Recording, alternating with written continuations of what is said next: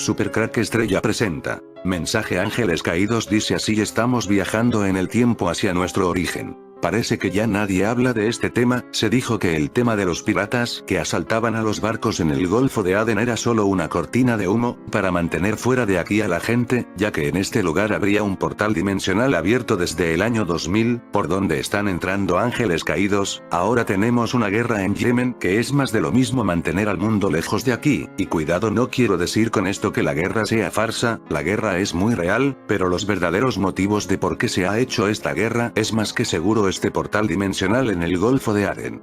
Para muchos en este lugar estuvo el Jardín del Edén, así que tendría mucho sentido que los ángeles caídos abrieran un portal aquí. El Golfo de Adén, obvia derivación del Adán, ha sido asediado permanentemente desde 2008 por todas las superpotencias mundiales, quienes han enviado embarcaciones de guerra con el pretexto de proteger su ubicación estratégica para el libre comercio entre Asia y Europa, y más recientemente, por una supuesta escalada terrorista. Desde el año 2011 se está hablando de este tema del portal dimensional abierto aquí, aunque parece caído en el olvido. Países como Rusia, Estados Unidos, Australia, Francia, Turquía, Suecia, Tailandia, España, Singapur, Arabia Saudí, Alemania, Gran Bretaña, Portugal, Países Bajos, Pakistán, Corea, la Unión Europea, las Naciones Unidas, Malasia, Irán, Grecia, India, China o Japón. Estos dos últimos casos son más extraños que en el resto, ya que se trata de países que no suelen abandonar sus zonas clásicas de operaciones. En el caso de Japón es la primera vez que lo hace en las últimas décadas. Han saturado la zona del Golfo de Adén con cientos de buques militares. Arabia Saudí, que es el país más próximo, inició una guerra con Yemen, sin que nadie aún sepa cuáles son las verdaderas razones de esta guerra. ¿Más petróleo? No lo creo, ya tiene mucho. ¿Puede ser este portal dimensional abierto aquí? Más que seguro. Este intenso movimiento ha creado numerosas sospechas respecto a los verdaderos y ocultos intereses en este enigmático y exótico, como ya hemos visto en este canal de Supercrack Estrella. El hecho de que los barcos en cuestión estén pertrechados con tecnología de punta, militarmente hablando, agrega aún más intriga al enigma, ya que el combate contra el terrorismo a todas luces no requiere ese tipo de armamento, es claramente un combate sucio, de infantería y casa por casa, y la supuesta protección de una zona estratégica tampoco lo justifica, dado que no hay amenazas serias de enemigos humanos poderosos en el área. Nada justifica tantos militares allí. Por esta razón, una guerra como la que tienen ahora podría ser solo una cortina de humo para justificar presencia militar allí. Testigos que prefirieron permanecer en las sombras, estuvieron durante varios años aportando testimonios de anomalías en la zona, como haber visto objetos voladores surgir desde el fondo del mar, o toparse con zonas donde el mar está en un movimiento giratorio perpetuo formando enormes remolinos. Como he explicado muchas veces en mi canal Supercrack Estrella, el agua es un elemento muy importante para poder abrir portales dimensionales. Ahora, han aparecido un video y varias fotografías en las que se aporta una supuesta prueba de la existencia de una puerta dimensional que se habría abierto frente a las costas yemeníes, y que sería la verdadera causa de la preocupación de las superpotencias. Hay quienes relacionan esta puerta dimensional con la espiral de luz azul que apareció repentinamente sobre el cielo de Noruega el 9 de diciembre de 2009, como prólogo a la formación de un campo magnético en el Golfo para la creación de un agujero de gusano para ser utilizado como puerta estelar, lo que relaciona todo esto con el Festival de la Bestia del año 2009. Ver mis vídeos sobre este tema. También se ha asociado la supuesta existencia de esta Stargate con la aparición de agrogramas, o crop circles, círculos de las cosechas de gran similitud en tres lugares diferentes: Winton Windmill, Yemen e Inglaterra, que pueden ser colocados perfectamente unos sobre los otros, mostrando un código en ASCII y un mensaje decodificable a 9 dígitos en el sistema binario, y de cuyo estudio científico y superposición, se dedujo, entre otras cosas, el siguiente mensaje: estamos viajando en el tiempo hacia nuestro origen, o sea que se cogió los crop circles muy parecidos de tres lugares distintos, y con un programa de ordenador se puso uno encima del otro y salió este mensaje: estamos viajando en el tiempo hacia nuestro origen. Desde mi punto de vista, este mensaje solo puede tener un origen arconte. Son los únicos interesados en nuestras vidas pasadas, son ellos los que buscan durante nuestros sueños, buscando su linaje de sangre, al igual que los ángeles caídos, buscan volver a la época donde ellos dominaban la tierra, antes de que fueran encerrados en el pozo de del abismo donde están ahora y de donde quieren escapar. El vórtice magnético del Golfo de Adén fue detectado hace muchos años por científicos norteamericanos al establecerse una base militar estadounidense en Djibouti, África en el 2000, el mismo se mantuvo relativamente estable, hasta que comenzó a agrandarse en 2008, aparentemente, su fecha de anclaje, convirtiéndose actualmente en la acumulación magnética más grande de la historia. Científicos rusos, chinos y estadounidenses han intentado en vano determinar su origen. El almirante Maxikov de la flota rusa del Norte opinó en un informe secreto que elevó al primer ministro Putin, que sospechaba que se trataba de una puerta dimensional abierta por fuerzas de origen desconocido, interdimensionales o de origen extraterrestre. Desde mi punto de vista son demonios ángeles caídos. La anormal ola de terremotos que soportó esa zona, entre 40 y 60, el año 2015 intensificó las sospechas, ya que fue la primera vez en la historia que se registró actividad sísmica en esa zona. Sus intensidades variaron entre 4,5 y 6,3 en la escala de Richter. Un vórtex multidimensional permitiría el acceso de vibraciones e incluso de seres de otras dimensiones a nuestro mundo, y viceversa, si su frecuencia vibratoria se tornara permanente. La zona en cuestión ha sido acordonada con una zona de exclusión militarizada de varios kilómetros a la redonda, muy en el estilo de lo que se hizo con la Antártida. Aaron Koyum, un joven ex militar, miembro del programa utilizado para desarrollar guerreros psíquicos y supersoldados, asegura que efectivamente se ha activado allí un portal dimensional, según él con fecha de anclaje el 5 de enero de 2010, que el mismo es submarino, por eso se lo ha bautizado Seagate, y que no está seguro si los autores han sido humanos, extraterrestres, o una sociedad entre ambos. Koyum nació el 6 de septiembre de 1978, tiene actualmente 31 años y sirvió en el ejército de los Estados Unidos durante 10 años, habiéndose desempeñado en la Marina como jefe de máquinas y rescate en operaciones especiales, participando también en la división Toxicomanía, todo esto, mientras secretamente había sido reclutado desde muy joven, según su propio relato, para integrar una división investigadora de fenómenos paranormales, muy al estilo de la división Fringe.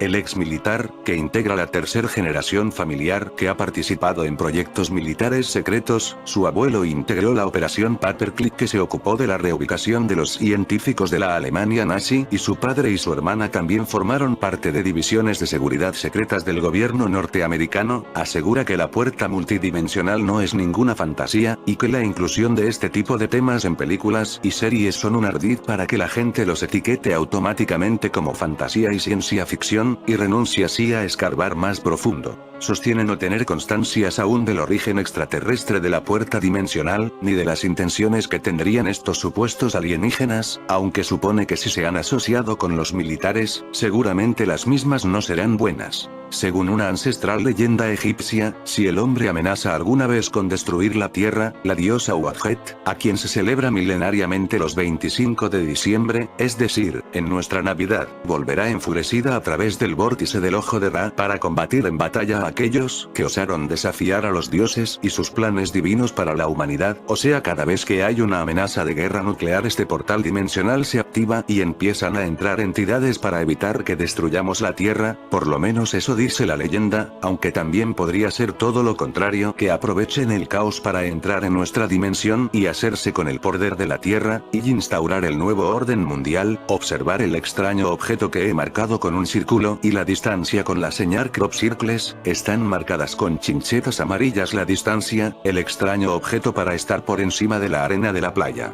En 2 crop circle en Inglaterra y en pleno desierto del Yemen. Apareció también en el 2000 en Wilton Windmill un desconcertante agrograma que tiene absolutamente desconcertados a los científicos. Este mismo símbolo aparece también en pleno desierto de Yemen y otro tercero en Inglaterra también, Wiltshire, Valle de Pewsey, curiosamente juntando en esas aguas una poderosísima fuerza naval multinacional en el Golfo de Adén, Yemen, con la excusa de la lucha contra la piratería, a todas luces desproporcionada. Ahora es la guerra de Yemen. La figura muestra un código en ASCII con un mensaje que puede decodificarse en 9 dígitos de código binario. Varios matemáticos del London University College permanecen atónitos ante lo que consideran increíblemente inteligible a primera vista. La cobertura del crop circle ha trascendido mucho más allá de la prensa británica, en la que académicos, científicos transdisciplinares, biogenetistas y matemáticos convergen en la interpretación del código, demostrando una excelencia y objetividad sin precedentes hasta ahora. Por vez primera en la historia reciente, a nivel académico tras las declaraciones de Stephen Hawking, son ya muchos científicos, los que trabajan activamente en la decodificación de los agrogramas. Seguidamente vamos a exponer el marco de referencia de la ecuación de Euler, circunstancia en la que existe consenso general en la comunidad científica. Analizando el mensaje impreso en el disco, y tras analizar todas las interpretaciones y aportaciones, exponemos seguidamente una breve síntesis de las mismas, que se basan en la ecuación de Euler y la anomalía del espacio-tiempo, así como una indudable cuenta atrás. 3 de febrero de 2001. Síntesis y aspectos comunes de la interpretación. Existe consenso de la comunidad científica, en que el código ASCII representa la ecuación de Euler, y adicionalmente, contiene una doble sentencia superpuesta que representa un binomio Euler-Fibonacci, sobre el dilema de la doble interpretación de pi y phi. Euler igual E, I, pi más 1 igual 0 Euler barra Fibonacci E, phi, 1 igual 0. Ambas dos interpretaciones están contenidas en el código ASCII, que adicionalmente contiene otra premisa, una curiosa cuenta atrás. Para todo. 3, 2010, menos 2, 2011, menos 1, 2012, igual 0. Hemos recopilado una síntesis explicativa de todas las aportaciones de cada equipo científico incluido el nuestro. Todos llegamos a conclusiones convergentes.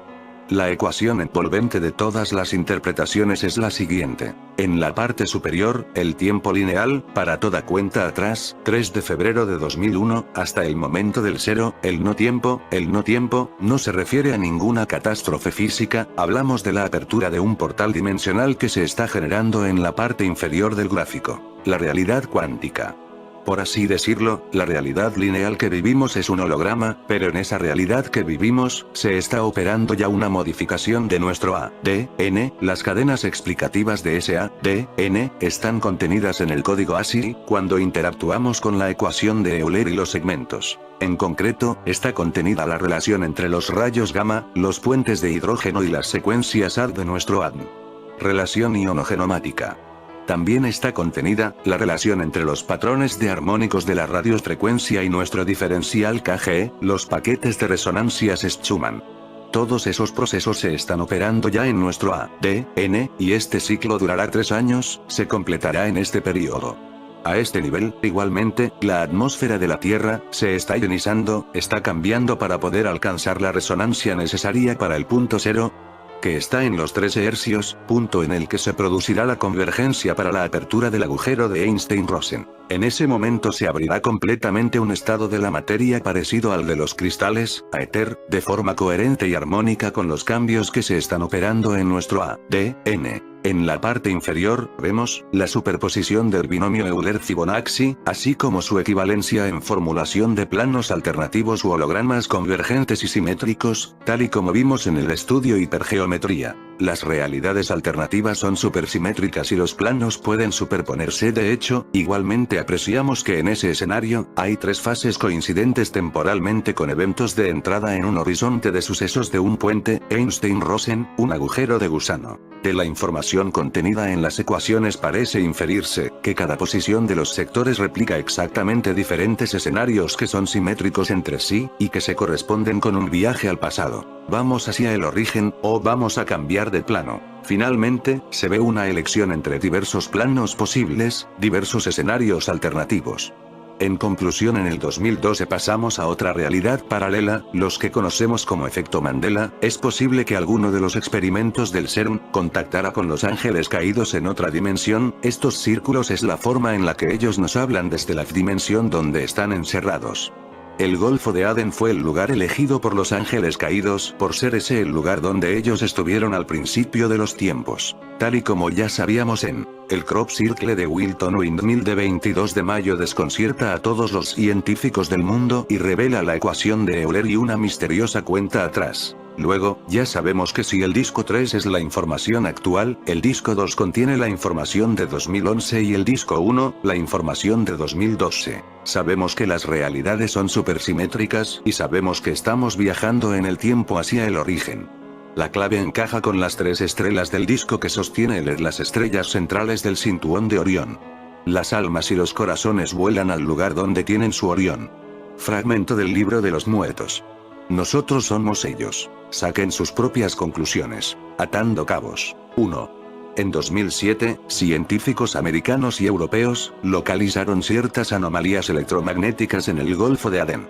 Al mismo tiempo detectan un aumento del fenómeno ovni en la zona. 2.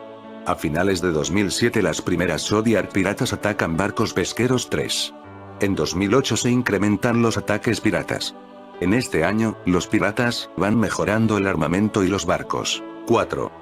En 2009 se dice que son células de Al-Qaeda que han despertado y están desestabilizando la zona. Peter Leeson propone la locura de privatizar el Golfo de Adén para poner fin al problema de los piratas somalíes. 5. En 2010 se restringe el paso por la zona, solo pueden pasar, muy lejos, algunos barcos petroleros y mercantes, y controlados por los militares. Al parecer, desde el 5 de enero de 2010 está totalmente abierto el vórtice.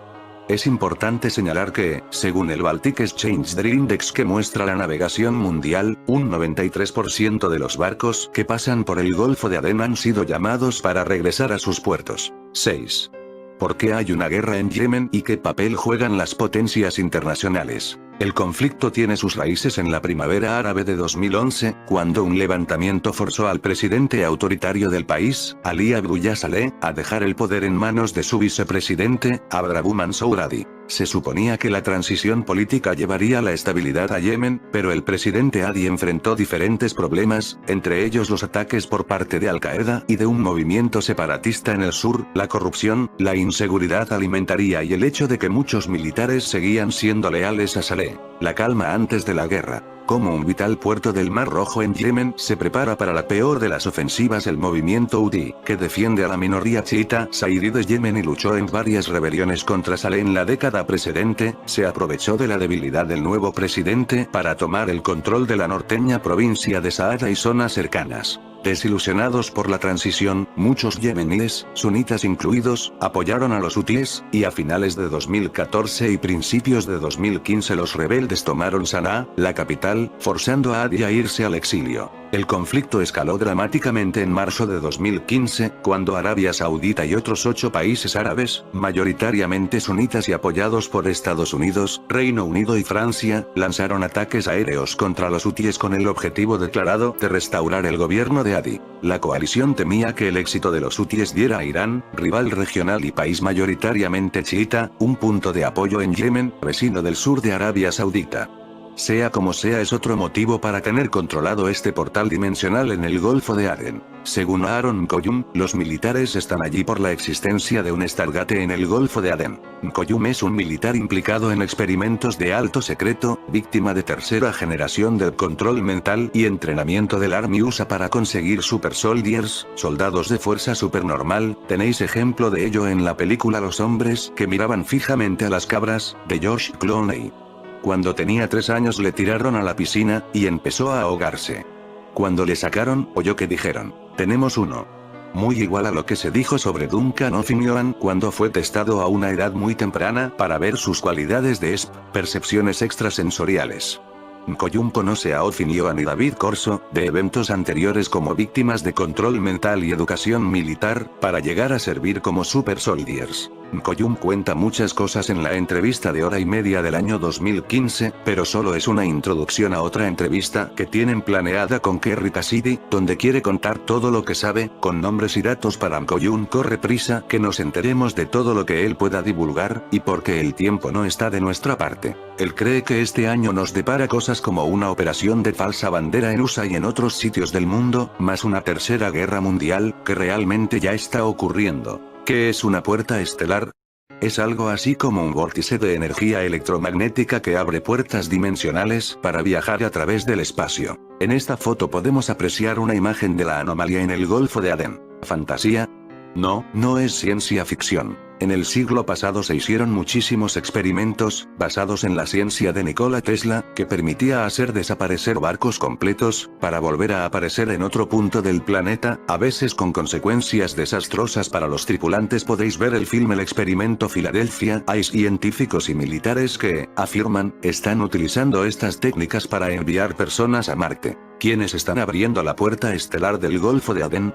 Koyuma afirma que naves extraterrestres entran y salen de esta anomalía magnética y que existe una base submarina justo debajo. Las profecías bíblicas ya apuntaban hacia esta zona, concretamente Etiopía, que está justo enfrente cruzando el Golfo, como sede del inicio de los tiempos. Las armadas de nuestro mundo están a punto de desencadenar una guerra defensiva sin precedentes según una fuente Sorchafaal reporta que del Ministerio del Interior ruso y la FSB, Fuerzas Especiales, vienen circulando en el Kremlin rumores que señalan que las armadas de nuestro mundo están a punto de desencadenar una guerra defensiva sin precedentes. ¿Contra quién?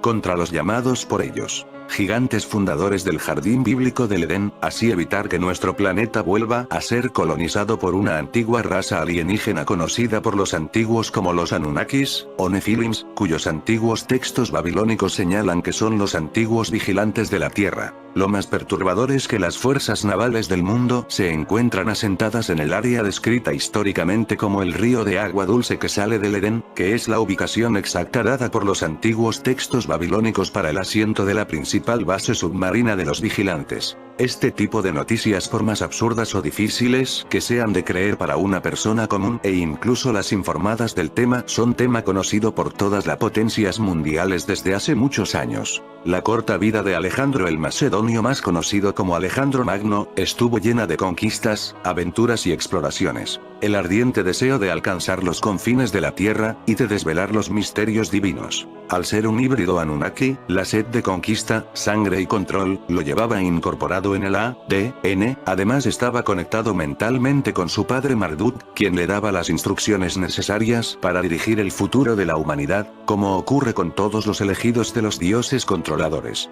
En Oriente, lo llamaban Iskander el asesino, el aniquilador. Un monstruo, conquista el mundo conocido, transgrediendo todos los preceptos morales. Era un genio militar y asesino psicópata. A marchas forzadas guía a su ejército por el desierto, mata a su mejor amigo, crucifica a 2000 personas que le llevan la contraria. E incluso forma parte del asesinato de su padre. Era un general carismático, un vividor, megalómano y asesino sanguinario. Tuvo como tutor al filósofo Aristóteles, que lo instruyó en la sabiduría de la antigüedad. Después, presenció las peleas y el divorcio de sus padres, que llevó a la huida de su madre, junto con el joven Alejandro. Más tarde, vino la reconciliación y el asesinato de Filipo, se le abalanzó un joven noble macedonio y le hirió en un costado con una daga. Murió al instante allí mismo. El asesino se llamaba Pausanias, uno de sus 7 guardaespaldas. Todo fue planeado por Alejandro y su madre, ya que su coronación estaba en peligro. Esto llevó a la coronación de Alejandro en el 336 a.C., cuando este contaba con solo 20 años de edad. Sus primeras expediciones militares le llevaron al oráculo de Delfos, donde oyó la primera de varias profecías que le pronosticaban la fama, pero una vida muy corta. Egipto. A principios del 331 a.C., tras unas exitosas campañas militares contra los persas, Alejandro se encaminó a Egipto, donde esperaba una fuerte resistencia por parte de los virreyes persas que gobernaban el país, pero se sorprendió al ser recibido como un libertador. Sin perder tiempo, Alejandro fue hasta el gran oasis de Siwa, sede del gran templo y oráculo de Amón-Ra, en el noreste de Egipto. Se creía que los primeros faraones egipcios eran hijos de Amón. Alejandro, el nuevo dirigente de Egipto, quería que el dios le reconociera como su hijo. Allí, el mismo dios le confirmó a Alejandro su verdadero parentesco y, así reafirmado, los sacerdotes egipcios lo deificaron como faraón. De ese modo, su deseo de escapar a su destino mortal se convertía no en un privilegio, sino en un derecho. A partir de entonces, se representó a Alejandro en las monedas como a un Zeus Amón con 2 cuernos. Los cuernos significan la conexión con Baal, uno de los jerarcas arconte, es uno de los más poderosos arcontes, al cual le ofrecen rituales de sangre más habitualmente sus colaboradores. Más tarde, Alejandro fue hacia el sur, hacia Karnak, centro del culto de Amón-Ra, y en el viaje hubo algo más de lo que parece. Centro religioso venerado desde hacía 1800 años, Karnak era un conglomerado de templos, santuarios y monumentos a Amón construido por generaciones de faraones. Centros ceremoniales dedicados a Marduk. Una de las construcciones más impresionantes y colosales era el templo que construyera la reina Hatshepsut más de 1000 años antes de la época de Alejandro. Ella también había sido hija del dios Amón, concebida por una reina a la que el dios había visitado disfrazado.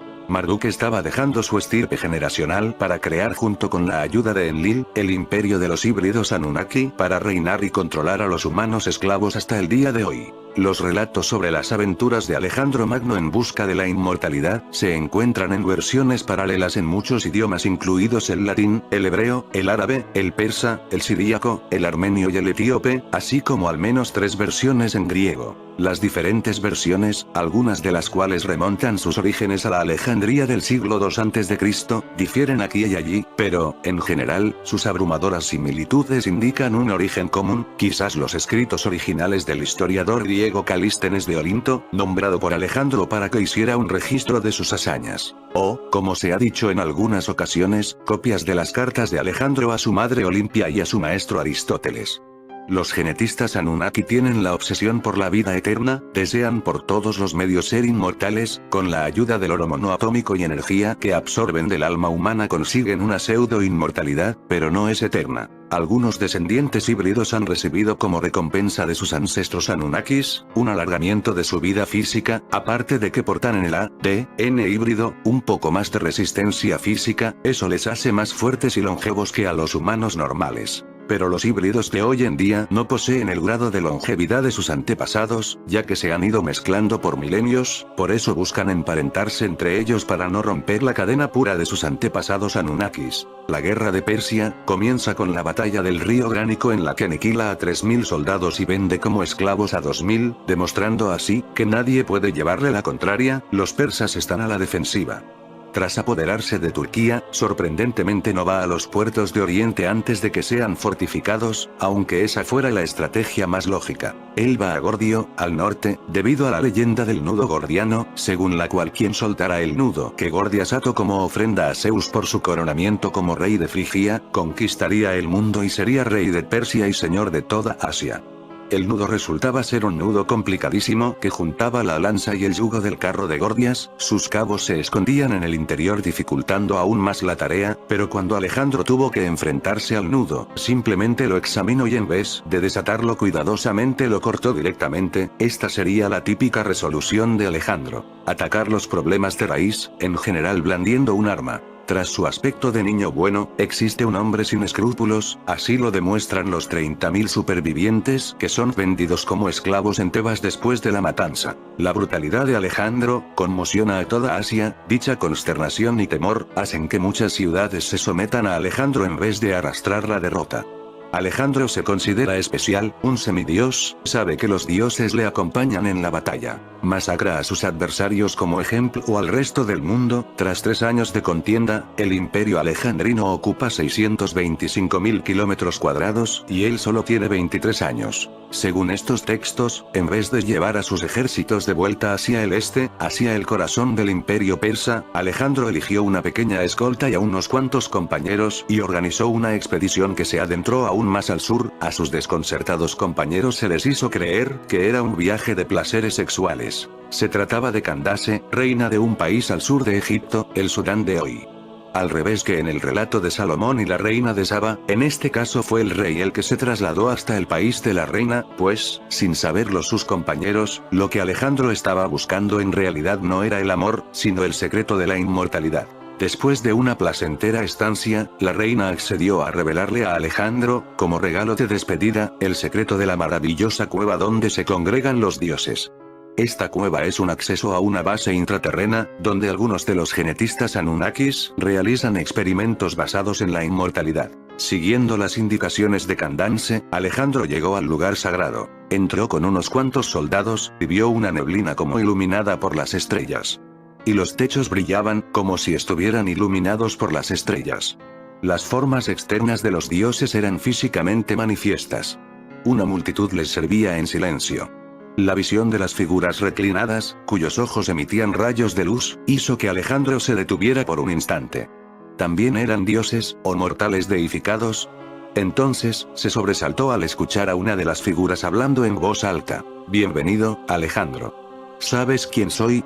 Y Alejandro contestó: «No, mi señor». La figura dijo: «Soy Sesonchusis, el rey que conquistó el mundo y que se ha unido a la fila de los dioses. Este Sesonchusis no sería otro que el faraón Senusert, también conocido como Sesostris I, quien reinó en el siglo XX a.C. Alejandro no se sorprendió en lo absoluto, como si se hubiera encontrado con la persona que iba buscando. Al parecer, su llegada era esperada, por lo que Alejandro fue invitado a entrar por el creador y regente de todo el universo. El psicópata Enlil entró y vio una neblina con el resplandor del fuego, y, sentado en un trono, el dios al que en cierta ocasión había visto adorar por los hombres en Rocótide, el señor Serapis en la versión griega era el dios Dionisio. No es otro sino el jerarca arconte Baal. Se le representa a Serapis con cuernos y en forma de reptiliano. Alejandro vio entonces la ocasión para sacar el tema de su longevidad. Señor Dios, dijo. ¿Cuántos años viviré? Pero no hubo respuesta del dios. Después, Senusert, cuyo nombre egipcio significaba el de orígenes vivos, intentó consolar a Alejandro, pues el silencio del dios hablaba por sí mismo. Aunque yo mismo me he unido a las filas de los dioses, dijo Senusert, no fui tan afortunado como tú, pues aunque conquisté el mundo y sojuzgué a tantos pueblos, nadie recuerda mi nombre, pero tú tendrás un gran renombre, tendrás un nombre inmortal aún después de muerto, vivirás después de morir, y así, no morirás. Desilusionado, Alejandro dejó las cuevas y prosiguió el viaje que tenía que hacer, buscando el consejo de otros sabios, buscando un escape a su destino mortal, para emular a otros que, antes que él, habían conseguido unirse a los dioses inmortales. Estas entidades controladoras solo querían a Alejandro para expandir el control, muerte, guerras y poder en el planeta. Era una marioneta más para ellos y no quisieron darle la inmortalidad física. Alejandro intentó dejar Egipto del mismo modo que lo hizo Moisés, dividiendo las aguas del Mar Rojo y haciendo que sus seguidores cruzaran el mar a pie. Al llegar al mar, Alejandro decidió dividirlo, construyendo en su mitad un muro de plomo fundido, y sus constructores siguieron derramando plomo y materiales fundidos en el agua hasta que la estructura llegó a la superficie. Después, construyó sobre ella una torre y un pilar, sobre el que esculpió su propia figura, con 2 cuernos en la cabeza, en honor al jerarca Baal. Y la inscripción decía: a quien quiera que venga a este lugar y navegue por el mar, háganle saber que yo lo seré. Después de dividir las aguas, Alejandro y sus hombres se pusieron a cruzar el mar. Sin embargo, como precaución, enviaron por delante a algunos prisioneros. Pero cuando llegaron a la torre, en el centro de las aguas, las olas del mar saltaron sobre los prisioneros y el mar se los tragó, pereciendo todos. Cuando el de los 2 cuernos vio esto, tuvo miedo del mar con un temor poderoso, y desistió en su pretensión de emular a Moisés. Vio que no le estaban ofreciendo la ayuda que a Moisés le dieron sus jefes arcontes y defraudado se fue maldiciéndolos. Sin embargo, anhelando descubrir la oscuridad al otro lado del mar, Alejandro dio varios rodeos, durante los cuales se supone que visitó las fuentes del río Éufrates y del río Tigris, estudiando allí los secretos de los cielos, las estrellas y los planetas. Dejando atrás a sus tropas, Alejandro volvió a la tierra de la oscuridad, llegando a una montaña llamada Musas, en el borde del desierto. Después de varios días de marcha, vio un sendero recto que no tenía pared, que no tenía altura ni tampoco un lugar bajo. Dejó a los pocos compañeros de confianza que le acompañaban y prosiguió solo. Después de viajar durante 12 días y 12 noches, percibió el resplandor de un ángel, pero cuando se acercó, el ángel era un fuego llameante. Alejandro se dio cuenta de que había llegado a la cima de la montaña que rodea el mundo, donde está situado el paraíso, la tierra de los vivos, el sitio donde moran los santos. Allí había un tabernáculo reluciente desde la cual se extendía en dirección al cielo una inmensa escalera, hecha con 2500 losas de oro. Dentro, Alejandro vio figuras de oro, todas de pie en su nicho, un altar de oro y 2 gigantescos candelabros de 18 metros de altura. Sobre un diván cercano, se veía reclinada la figura de un hombre que estaba tapado con un cobertor incrustado de oro y piedras preciosas, y, por encima, trabajados en oro, tenía sarmientos de vid cuyos racimos de uva estaban compuestos con joyas.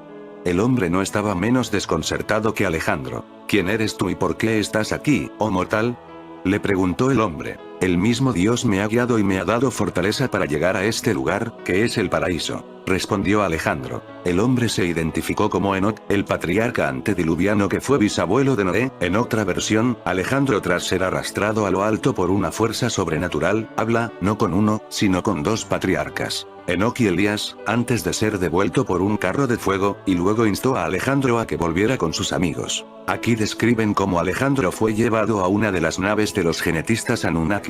Pero Alejandro insistió en buscar respuestas a los misterios del cielo y la tierra, de Dios y los hombres. No curiosees en los misterios de Dios, le advirtió Enoc. Alejandro dijo que se iría, pero solo con la condición de que le concediera algo que ningún hombre hubiera obtenido antes. Accediendo a su deseo, Enoc le dijo: te diré algo por lo cual puedes vivir y no morir. El de los dos cuernos, dijo. Dilo. Y Enoc le contestó. En la tierra de Arabia, Dios ha establecido la negrura de la sólida oscuridad, en la cual hay oculto un tesoro de su conocimiento, también allí está la fuente de agua a la que llaman el agua de vida, y quien quiera que beba de ella, aunque solo sea un trago, nunca morirá. El ángel le atribuyó otros poderes mágicos a esta agua de vida, tal como el poder de volar por los cielos, igual que vuelan los ángeles. Sin más necesidad de acicates, Alejandro preguntó con ansiedad. ¿En qué parte de la tierra está situada esta fuente de agua? Pregunta a aquellos hombres que son herederos del conocimiento de estas cosas, fue la enigmática contestación de Enoc. Luego, este le dio a Alejandro un racimo de uvas para que alimentara a sus tropas. De vuelta con sus compañeros, Alejandro les contó su aventura y le dio a cada uno una uva. Pero a medida que las arrancaba del racimo, otras crecían en su lugar. Y así, con un racimo, dio de comer a todos sus soldados y a los animales. Enoch le estaba hablando del portal interdimensional del Golfo de Adén. En ese portal se encontraría con los guardianes que le darían el agua de vida. Al tomar este líquido, te activa todo el ADN y además de darte cierta inmortalidad momentánea, te activa los poderes latentes en el mismo. Alejandro, al ser un híbrido Anunnaki, tendrá más facilidad en adquirirlos. Más tarde, Alejandro se puso a hacer preguntas a todos los eruditos que pudo encontrar. Preguntaba a los sabios. ¿Has leído alguna vez en tus libros que Dios tuviera un lugar en el que el conocimiento está oculto, y donde se encuentra una fuente a la que llaman fuente de la vida? Las versiones griegas le hacen ir a los confines de la tierra en busca del sabio indicado, las versiones etíopes sugieren que el sabio estaba allí mismo, entre sus tropas. Su nombre era Matún, y conocía los escritos antiguos. El lugar, dijo, se halla cerca del sol cuando sale por el lado derecho. Poco mejor informado con tales acertijos, Alejandro se puso en manos de su guía, y juntos entraron en el lugar de oscuridad. Tras un prolongado viaje, Alejandro se sintió cansado y le dijo a Matún que se adelantara y buscara el sendero correcto. Para ayudarle a ver en la oscuridad, Alejandro le dio una piedra que había llevado a Adán del paraíso cuando lo abandonó, y que le había sido entregada a Alejandro por un antiguo rey que estaba viviendo entre los dioses. La piedra era más pesada que cualquier otra sustancia en la tierra. Matún, aunque intentando no desviarse del sendero, acabó perdiéndose. Entonces, sacó la piedra mágica y, al ponerla en el suelo, empezó a emitir luz. Gracias a la luz, Matún vio un manantial. No se había dado cuenta aún que había ido a parar a la fuente de la vida. Como estaba sumamente hambriento, sacó un pez seco que llevaba, para lavarlo en el agua y prepararlo para cocinar. Pero, tan pronto como el pez tocó el agua, se alejó nadando. Cuando Matún vio esto, se quitó la ropa y se metió en el agua detrás del pez, y se encontró con que estaba vivo en el agua.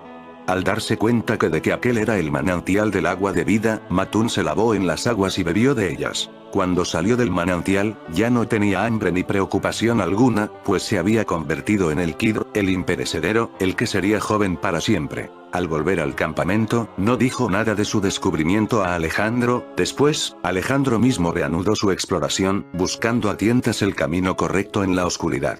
De pronto vio la piedra que Matún se había dejado, brillando en la oscuridad. Entonces tenía dos ojos, que lanzaban rayos de luz. Al darse cuenta de que había encontrado el sendero correcto, Alejandro se apresuró por él, llegando a un lugar incrustado de zafiros, esmeraldas y jacintos que brillaba, a pesar de que allí no se veía ni sol, ni luna, ni estrellas. El camino estaba bloqueado por dos pájaros con rasgos de hombre. Estos dos híbridos eran los guardianes del portal interdimensional. Retrocede. Le ordenó uno de ellos a Alejandro, pues la tierra que pisas pertenece solo a Dios. Retrocede, oh desdichado, pues en la tierra de los bienaventurados no puedes poner el pie.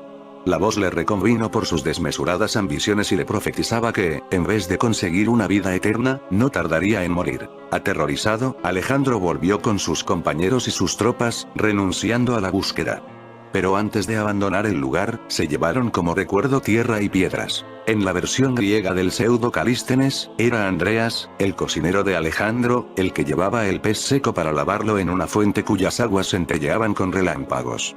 Cuando el pez tocó el agua, recobró la vida y se le escurrió de las manos al cocinero. Este, al darse cuenta de lo que había encontrado, bebió de las aguas y cogió un poco en un cuenco de plata, pero no le habló a nadie de su descubrimiento. Después de varios días de marcha, salieron de la Tierra de la Noche Eterna y, cuando alcanzaron la luz, vieron que la Tierra y las piedras que habían recogido, eran en realidad perlas, piedras preciosas y pepitas de oro. Fue entonces cuando el cocinero le contó a Alejandro lo del pez que había recobrado la vida, pero siguió manteniendo como secreto el hecho de que él también había bebido de aquellas aguas y que había conservado un poco para sí. Alejandro se puso furioso y lo golpeó, desterrándolo después del campamento, pero el cocinero no quería irse solo, pues se había enamorado de una hija de Alejandro. Así que le reveló su secreto a ella y le dio a beber de las aguas. Cuando Alejandro se enteró, también la desterró. Te has convertido en un ser divino al hacerte inmortal, por tanto no puedes vivir entre los hombres. Ve a vivir en la tierra de los bienaventurados. Y en cuanto al cocinero, lo arrojó al mar, con una piedra atada al cuello. Pero, en vez de ahogarse, el cocinero se convirtió en el demonio marino Andrentic. Pese a todo, Alejandro no pudo escapar a su destino, muriendo a los 33 años de edad, en Babilonia, abandonado por los embaucadores dioses el 13 de junio del 323 a.C., 10, según algunos autores, Alejandro murió en el palacio de Nabucodonosor II de Babilonia, el psicópata que deseaba apoderarse de la mesa de Salomón, destruyó Jerusalén y apresó a Daniel el profeta. Se dice que posiblemente fuera una extraña enfermedad la que acabó con su vida, pero también se sospecha de que fue envenenado por alguien cercano a él. Me topé con el enigma de los círculos de las cosechas casi por casualidad, buceando por internet en los años 90. Aquellos enormes diseños eran demasiado complejos. Con el tiempo, descubrí que los enigmáticos dibujos aparecían de madrugada en el 99% de los casos. ¿Quién podía realizarlos en plena noche con tal perfección, más teniendo en cuenta que no se encontraban huellas en los campos y que los tallos estaban perfectamente doblados? Era imposible, cientos de miles de plantas dispuestas en espiral sin romperse, formando inmensos cuadros tridimensionales que solo podían verse desde las alturas, como ocurre con las famosas líneas de Nazca. El círculo surgido en 2000 en Avebury, que representaba un campo electromagnético. El de Woodborough en el mismo año, en el cual se observaban espirales logarítmicas y, sobre todo, el del 27 de agosto de 2002 en Croquet Soleil, confirmaron mis sospechas sobre la naturaleza desconocida de aquellas figuras, las cuales mostraban una serie de cuadrículas derivadas de circunferencias que se cruzaban y partían de un punto central que, increíblemente, se hallaba impoluto. Esferas de luz crean los crop circles. En el 2002 también apareció la maravilla de Windmill Hill, el diseño más complejo de todos, cuyos símbolos nos acercan a los últimos postulados de la física hiperdimensional. Tenía que viajar a Inglaterra para ver con mis propios ojos esos dibujos y tratar de descubrir cómo se forman. Fueron el ingeniero de computación Winston Ketch, el abogado e investigador privado Gary King y su pareja Paula Presde Jones, de la Universidad de Cardiff, los que tuvieron una brillante idea aquella noche del 6 al 7 de julio de 2007, pertrechados con una cámara de visión nocturna, modelo JVSD 700 con una película de alta sensibilidad a la luz BX 2100, decidieron llevar a cabo una noche de observación en la montaña de Knaphill, un lugar rodeado de cultivos de trigo.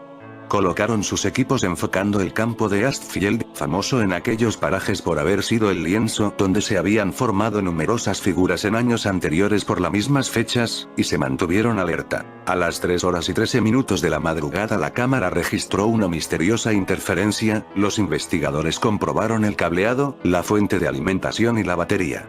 Todo estaba en perfecto funcionamiento, pero las interferencias continuaban. Sus aparatos electrónicos, teléfonos móviles y luces también se vieron afectados por algo que no conseguían ver. A las 3:20 horas todo volvió a la normalidad, pero al enfocar de nuevo con la cámara hacia Astfield, comprobaron que había surgido uno de los misteriosos círculos. No se veía demasiado bien su forma, pero era inmenso. Posteriormente se comprobó que medía 307 metros de largo, había aparecido de la nada en menos de 7 minutos, sin intermediación de seres humanos, sin relámpagos, corrientes de aire o equipos militares. Comenzaron a realizar las primeras fotografías a las 3:50 horas, y a las 4:36 decidieron poner sus pies en el diseño. Se encontraron con un ambiente sobrecargado de electricidad estática y los embargó una sensación que los investigadores denominan campana de irrealidad o de aislamiento, tan común en los casos de encuentros cercanos con ovnis. Desde luego, no es el único caso de esta clase registrado por los investigadores. El 26 de julio de 1987, Colin Andrews, ingeniero electrónico y estudioso del enigma de los círculos, Patrick Delgado, ingeniero que trabajó para la NASA en el proyecto para la estabilización de la estación espacial en la órbita terrestre, y la fotógrafa Busty Taylor llegaron a unos 500 metros de una formación doble que acababa de aparecer aquella misma noche en ese campo, cuando pudieron observar un extraño fenómeno lumínico. Dos esferas de luz sobrevolaron el trigal a toda velocidad, como si estuvieran comprobando su obra. Así se forman estos círculos que abren portales. En fin, amigos de Supercrack Estrella, si el video te gustó, pulgar arriba. Supercrack Estrella presenta hacia el Festival de la Bestia del 2037. Vamos a traer al presente un caso sin duda fascinante y que nos dejó a todos sumamente desconcertados. Hablamos de la espiral de Noruega, un fenómeno ocurrido en 2009 y del cual se sigue especulando en este 2019. Esto ocurrió durante el Festival de la Bestia. El Festival de la Bestia tiene un año de duración, pero en el último día de este siniestro festival tiene la cumbre con la presencia del mismo Satanás. Este atraviesa un portal dimensional, ante la mirada alegre de toda la élite satánica que contempla el espectáculo feliz. En ese último día Satanás marcará las directrices para los próximos 28 años, donde él volverá a atravesar este portal una vez más. Luego empieza las grandes rituales satánicos, donde se abre un portal espejo donde la élite puede contemplar lo que hay al otro lado, el denominado Antimundo, el lugar donde toda la élite satánica mundial sueña con poder ir alguna vez, pues allí tendrán por fin la inmortalidad prometida por Satanás, el ángel caído. El fin de la era material, el fin del sufrimiento, el fin del mundo terrenal al que tanto odian, o sea el nuestro. Pero el festival, que se celebra cada 28 años en algún país que reúna las condiciones, empieza con la gran orgía de sangre, que consiste en más de 666 sacrificios. Durante ese año acude poco a poco al país elegido toda la élite de satánicos, lo hacen de forma camuflada, en concierto o eventos en ese país. En el caso del año 2009, fue Noruega el país que organizó el festival. Durante ese año tienen que realizar pruebas los futuros presidentes de los distintos partes del mundo, o los futuros famosos artistas. Estos no son aún conocidos, pero en los próximos años serán parte importante de los acontecimientos que estarán por ocurrir durante 28 años a partir del 2009. En estas pruebas tienen que demostrar que estarán a la altura de su amo y señor Satán. Estas personas serán conocidas en los próximos años, serán los iniciados, y marcarán tanto en la política como próximos 28 años. Ellos tendrán el honor de atravesar la Vía Muerta, una estación de tren solitaria y abandonada, con vías de tren que parecen no conducir a ninguna parte, pero que en realidad conduce a un complejo subterráneo. En el último día del festival pudimos ver esa famosa espiral de Noruega. Dentro de 28 años la volveremos a ver en otro país que sea el elegido para el festival. La élite desea que sea en Rusia, porque eso querrá decir que Rusia fue derrotada. En el último día de la bestia en la Tierra, Satanás concede el honor de atravesar el portal con él hacia el antimundo, algún satánico y Illuminati terrenal. Alguien que en vida fue una persona importante en la Tierra, del ámbito político o del espectáculo, pero antes tendrá que morir en nuestro mundo de materia, así como lo hacían los faraones egipcios. Es un requisito previo para poder atravesar el velo de Osiris. Una gran alfombra roja recorre el pasillo por donde camina Satanás y la persona elegida para atravesar el portal al antimundo. Al fondo está el portal, se puede ver como una luz azulada. Dentro de la gran oscuridad del sitio, todos los asistentes a la ceremonia aplauden con rabia, mientras Satanás y la persona muy influyente caminan de la mano hacia el portal. Algunos de los asistentes lloran de emoción, pues la persona que marcha hacia el antimundo era muy querido por esta élite satánica. Él se vuelve y saluda con la mano, lanza un último beso al aire, mientras Satanás promete alcanzar la inmortalidad para estos que él llama hijos suyos. Si no es en esta vida, será en la otra. En vuestra reencarnación yo mandaré a mi legión de arcontes y os buscarán en vuestros sueños hasta encontraros y realizar estos votos de alcanzar la inmortalidad, si no en la tierra, en el antimundo, para ello seguir trabajando con las nuevas tecnologías. Finalmente atraviesa el portal para volver dentro de 28 años, al próximo Festival de la Bestia del 2037.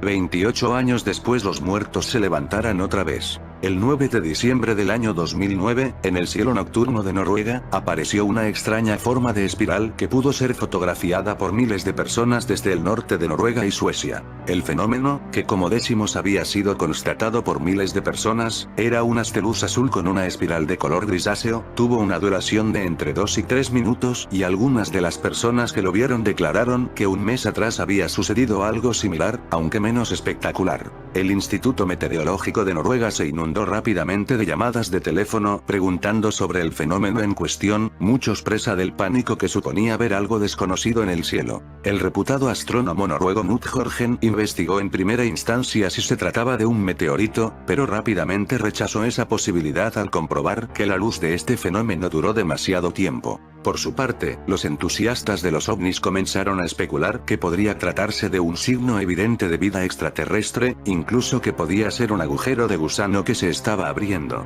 La explicación oficial. El Ministerio de Defensa de Rusia tuvo que compadecer oficialmente aclarando que una prueba de misiles Bulava había fracasado con anterioridad. Las dos primeras etapas del misil funcionaron con normalidad, pero hubo un fallo técnico en la última. Según informó Pavel Felgenauer, este tipo de luces y nubes aparece de vez en cuando un misil explota en las capas superiores de la atmósfera. El misterio. Según parece, por mucho que se analizan varios vídeos de misiles que explotan en circunstancias similares, no se encuentra el parecido con este fenómeno. Una extraña luz azul rotando en forma de espiral fue vista ayer a lo largo de Noruega por miles de personas, generando tanto deleite como terror. El fenómeno aparentemente duró 2 minutos. Testigos reportan: iba llevando a mi hija a la escuela cuando esta luz empezó a girar y explotó en el cielo. Lo vimos desde el muelle en Tromsø, se veía como un cohete que daba vueltas y vueltas y luego se fue diagonalmente a través del cielo, parecía como si la luna estuviera saliendo de la montaña, y luego se convirtió en algo totalmente diferente.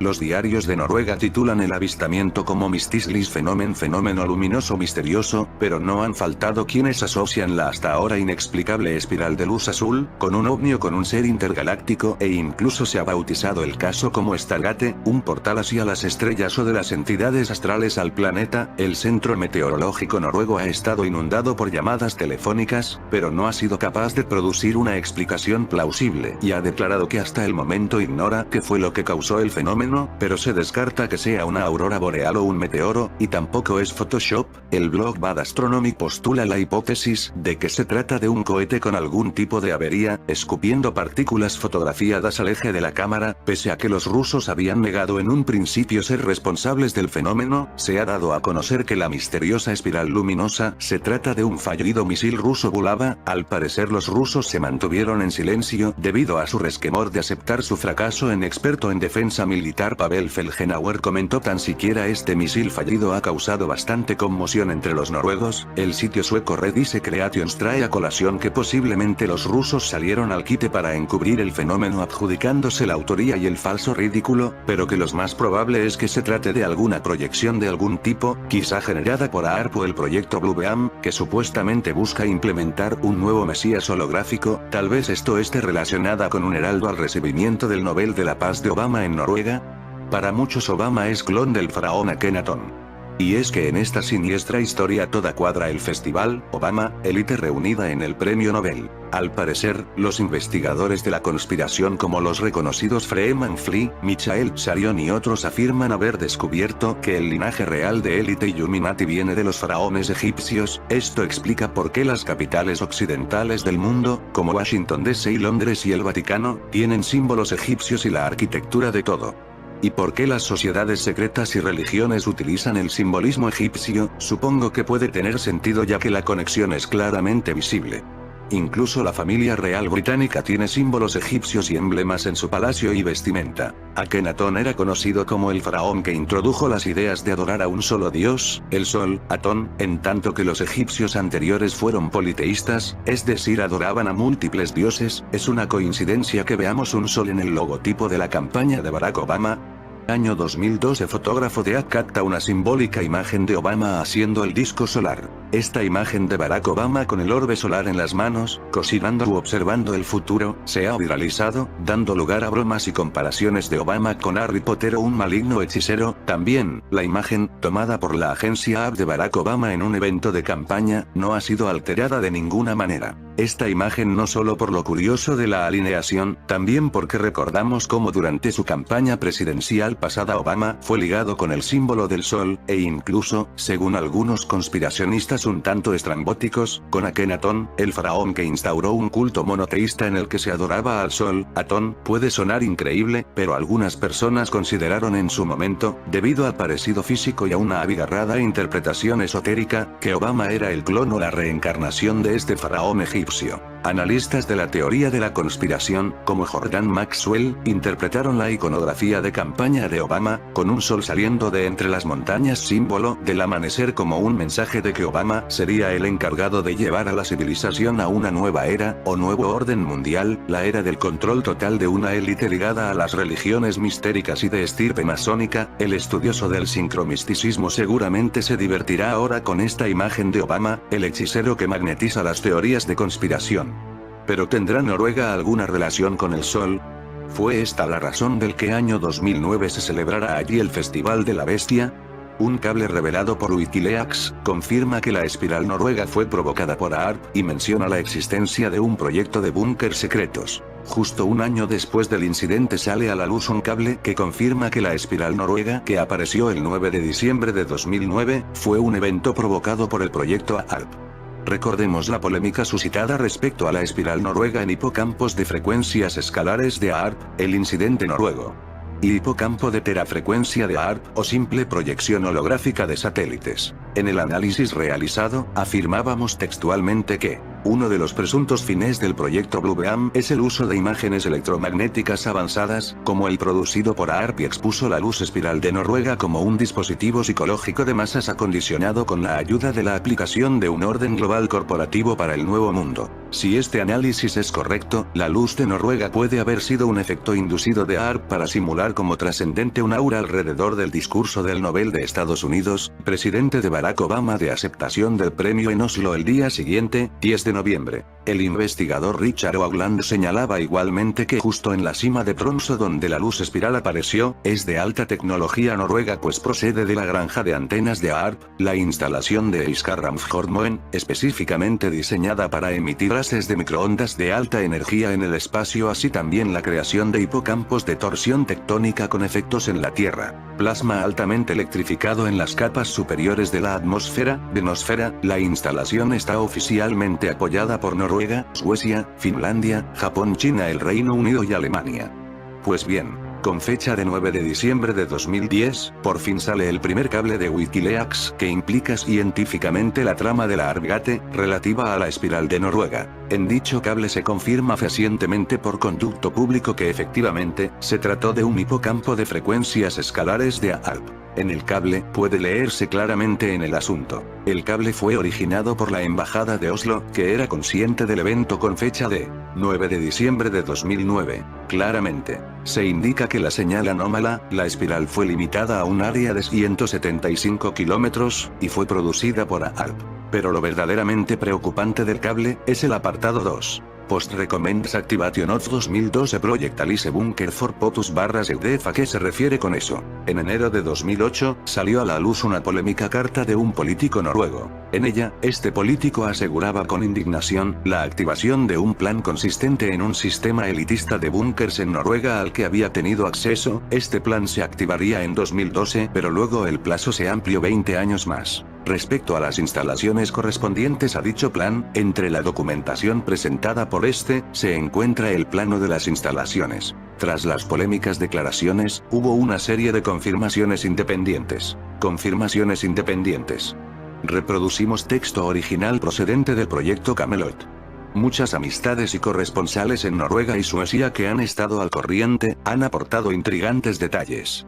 Para muchos de ellos, esta información no fue nueva y confirmó lo que habían conocido de otras fuentes. Recibimos confirmación específica de 2 científicos y una fuente, extrabajador de inteligencia, de que estas instalaciones existen, y que Suecia y Suiza también tienen instalaciones para acoger a su población entera clandestinamente si fuera necesario.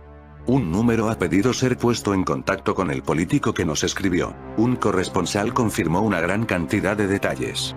Su mensaje es tan importante que lo hemos publicado aquí en su totalidad, habiendo dejado fuera la información personal, que le podría haber identificado a las autoridades. Su familia tiene experiencia de primera mano sobre las instalaciones de las que nuestra fuente dio cuenta. Pues bien, el cable revelado por Wikileaks con fecha de 9 de diciembre de 2010, justo un año después del incidente de Noruega, concuerda exactamente con: primero, la información relativa al proyecto ARP, codificación e incidente. Segundo, con la información relativa a un plan de gestión de búnker secretos, con el código Alice Bunker for POTUS/SEUDEF. Tercero, con la carta de un político noruego dirigida al proyecto Camelot en marzo de 2003. En 2010 se inició un esfuerzo de detección de objetos en órbita que pudieran colocar en peligro a la Tierra.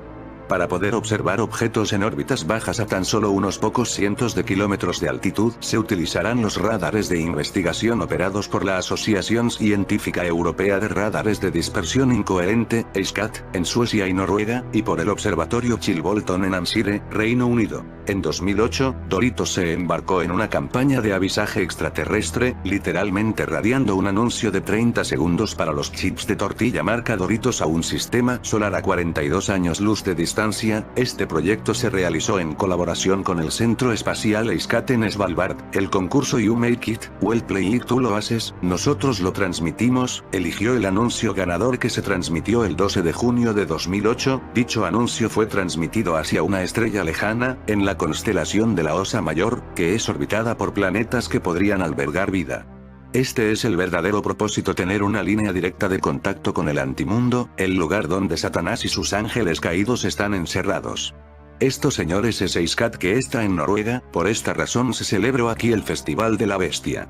Un año antes, en el 2008, ya habían lanzado un mensaje a este antimundo, todo disfrazado en forma de concurso, todo inocente, todo secreto como ese mundo que no podemos ver. EISCAT es el acrónimo en idioma inglés de European Incoherent Scatter Scientific Association, Asociación Científica Europea de Radares de Dispersión Incoherente. Opera 3 sistemas de radar de dispersión incoherente, a 224 MHz, 931 MHz en el norte de Escandinavia y uno a 500 MHz en Svalbard, usados para estudiar la interacción entre el Sol y la Tierra, como ha sido revelado en alteraciones en la ionosfera y magnetosfera, en las instalaciones de Ramsjordmoen, cerca de Tromsø, Noruega. También opera un calentador ionosférico, tiene estaciones receptoras ubicadas en Sodankila, Finlandia, y Kiruna, Suecia. La sede de EISCAT también se encuentra en Kiruna. Aquí ya tenemos de ese vínculo con el Sol, esa adoración de la élite sática por el Sol, camuflada en estudios científicos, pero que en realidad busca fines más perversos desconocidos para nosotros. EISCAT además posee una instalación de calefacción ionosférica que incluye Dynasonde. Esta instalación está situada al lado de los radares de dispersión incoherente UF y VHF. El calentador se utiliza para experimentos de modificación ionosférica, aplicando transmisiones de alta potencia de ondas electromagnéticas de alta frecuencia para estudiar los parámetros del plasma en la ionosfera. El nombre calefacción deriva del hecho de que estas ondas electromagnéticas de alta potencia, que se transmiten en la ionosfera con antenas de alta ganancia, calientan los electrones y por lo tanto modifican el estado de plasma. Para crear la turbulencia del plasma, las frecuencias de transmisión tienen que estar cerca de las resonancias de plasma, que son de 4 a 8 MHz. Otras explicaciones para esta espiral fue que era un homenaje al primer portal dimensional abierto en la Provenza francesa en 1889. Otras de las teorías que surgen en la red. Es una proyección holográfica reinterpretativa de los girasoles de Van Gogh realizado por una raza de seres de las Pléyades. La luz fue proyectada por agencias gubernamentales con el fin de seguir estimulando el hoax de la existencia de seres extraterrestres, preparando a la humanidad para la manipulación global del primer contacto. Es un tío vivo, Catherine Weil, que se desprendió del centro de la galaxia. Al parecer tienen malos ingenieros fotomecánicos. Es una representación, un microdoble u holograma, de la Vía Láctea que viene a visitar e imantar a la Tierra hacia su vórtice de energía espiritual. Las espirales son los círculos magnéticos de su emanación. Está conectado con el 2012 y los crop circles, es una paleta de caramelo, lollipopín de esquí, de cualquier forma, sea lo que sea, como siempre sostenemos aquí, el fenómeno nos recuerda la extraña conexión entre formas primordiales del cosmos en su geometría sagrada, y nos reconduce al más grande placer visual al que aspira el hombre. Observar luz en el cielo, en el espejo. No olvidemos que el 2012 posiblemente fuimos llevados con el CERN a otra realidad paralela. Uno de los presuntos fines del proyecto Blue Beam es el uso de imágenes electromagnéticas avanzadas, como el producido por AARP, y expuso la luz espiral de Noruega como un dispositivo psicológico de masas acondicionado con la ayuda de la aplicación de un orden global corporativo para el nuevo mundo. Si este análisis es correcto, la luz de Noruega puede haber sido un efecto inducido de AARP para simular como trascendente un aura alrededor del discurso del Nobel de Estados Unidos, presidente de Barack Obama, de aceptación del premio en Oslo. Según el señor Wilcock, el 9 de diciembre, la luz en espiral de Noruega es similar a las luces espirales en Rusia en 2006, y en China, por primera vez en abril de 2009, que se puede atribuir a la tecnología AARP. El señor Wilcock destaca que los efectos de plasma expuestos por la luz de Noruega eran demasiado densas para haber sido producidas por un misil. Reitera que AARP es probablemente la causa de las luces en espiral. El investigador Richard Hoagland señala que justo en la cima de Tromsø donde la luz espiral apareció, es de alta tecnología noruega pues procede de la granja de antenas de AARP, la instalación de Eiskarramfjordmoen específicamente diseñada para emitir haces de microondas de alta energía en el espacio, así también la creación de hipocampos de torsión tectónica con efectos en la Tierra. Plasma altamente electrificado en las capas superiores de la atmósfera, denosfera. La instalación está oficialmente apoyada por Noruega, Suecia, Finlandia, Japón, China, el Reino Unido y Alemania. Aunque el señor Hoagland en su análisis detalla que la luz de Noruega puede haber sido una advertencia al presidente Barack Obama por los controladores de AARP, el escenario más probable es que el señor Obama ahora trabaja en colaboración con los controladores de AARP. AARP es un sistema de armas exóticas que forma parte de la militarización del espacio, con un sistema de interferometría de ondas escalares y hipocampos escalares de frecuencias, una tecnología descubierta por el científico Nikola Tesla en el 1900, ultraondas de baja frecuencia son objetivo en un punto de intersección, hipocampos, momento en el que interactúan de un modo muy singular, concentrando en un punto, el pleno ilimitado de energía que rodea el planeta, y la militarización de esta energía escalar. En concreto, AARP tiene tres armas principales componentes del sistema. Componente espacial. AARP militarizado sobre la ionosfera de la Tierra. AARP de aire, con componentes de consolidación basado en chemtrails. AARP usa como reflector de la frecuencia de Tierra y de la base espacial, y algo semejante a un sistema binario de armas contra la población humana. Con base en Tierra de componente. Las estaciones de Tierra AARP Energía AARP, Alaska, Groenlandia, Noruega, Australia. AARP tiene numerosas aplicaciones reportadas como un sofisticado sistema de armas. SDI, Iniciativa de Defensa Estratégica, por armas de radiofrecuencia. La guerra de medio ambiente, el tiempo y la guerra de terremotos. Sistema de batalla espacial. Sistema de defensa de misiles. Energía escalar para la guerra contra la Tierra y objetivos de la población, incluyendo las ciudades, polígonos industriales, edificios, poblaciones e individuos. Armas electromagnéticas ELF, hipocampos de frecuencias, con el acoso y la manipulación del estado de ánimo de las poblaciones objetivo y los individuos. Biológicas y armas binarias contra la población, con trazas químicas de componentes metálicos. Las imágenes SIOPS electromagnéticas integradas con el proyecto Blue Manga. Hologramas de proyección. AARP es un programa basado en armas de destrucción masiva. El número de muertos de los dos recientes ataques probable ambiental warfare de AARP está en la escala de Hiroshima. El número de muertos desde el 3 de mayo 2008 por el ciclón en Myanmar es 78.000 más 56.000 desaparecidos hasta el 29 de mayo de 2008. El número de muertos del 12 de mayo 2008 por la guerra tectónica debido al terremoto en China es 68.000 hasta el 29 de mayo de 2008, y se espera que aumente a 80.000. Las cifras oficiales de Japón en el momento de poner el número de muertos de Hiroshima era de 11, 86, 61 bajas civiles, pero más tarde, las estimaciones sugieren que la cifra final fue de alrededor de 140.000. En lo referente al culto del más allá, en la religión egipcia recaía en el dios Osiris, cuya epopeya de resurrección se convertía en modelo de referencia en el momento del deceso del súbdito egipcio. El culto de la resurrección es una constante en la historia del antiguo Egipto, desde el primitivo período predinástico hasta la época romana. Con diferentes desarrollos, las prácticas mortuorias crearon textos tan elaborados como el libro del Amduat, los rituales de embalsamamiento, la arquitectura de las necrópolis, etc. No se sabe todavía cómo Ajenatón, como reformador religioso, reemplazó o modificó este culto del más allá, a pesar de que en la ciudad de Ajetatón hay restos de tumbas con relieves y pinturas murales, en dichas tumbas no hay ninguna referencia al culto osiríaco. Y es que esto de la inmortalidad atormenta a esta élite sánica. La tumba KB-55 fue descubierta el 6 de enero de 1907 en el Valle de los Reyes por Edward Ayrton, durante una expedición promovida por Theodore Davies. Se pensó que era un lugar de entierros múltiples, ya que en un primer momento se identificó como la morada de la momia de la reina madre Til, quien fue posteriormente localizada en la tumba KB-35. Los restos encontrados, en muchos casos destrozados, hacen muy difícil su interpretación. Las puertas tienen los cartuchos de Tutankamón, el sarcófago encontrado porta el nombre de la favorita real Quilla, el altar roto contiene los jeroglíficos de Til y existen ladrillos mágicos con el nombre de Ajenatón. Una de las hipótesis es que el lugar habría funcionado como un lugar de entierros múltiples en distintos momentos dentro del lapso que fue desde finales del reinado de Ajenatón hasta el de Ay. Horemheb y sus sucesores destruyeron sistemáticamente todo lo relacionado con Ajenatón y su familia, incluyendo lo referente a Tutankamón y Ay, para aparentar continuidad con Amenhotep III, por lo que no queda constancia de su enterramiento, aunque se estima que fue sepultado en la tumba real de Amarna. Tras descubrir la tumba KB-55 con un santuario en su interior dedicado a la reina Ti, se realizaron diversos estudios de la momia allí enterrada, que arrojaron los siguientes resultados. La momia corresponde a un varón de unos 35 años. Es del mismo grupo sanguíneo que Tutankamón, supuesto hijo del faraón.